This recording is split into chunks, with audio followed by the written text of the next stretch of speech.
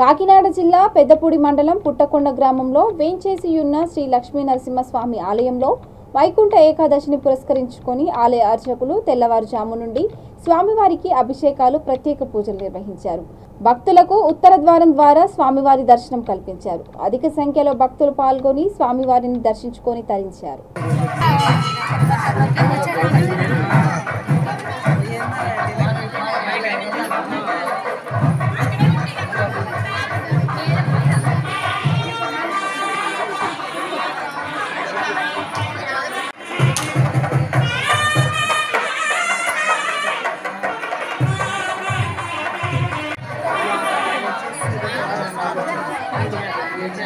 Double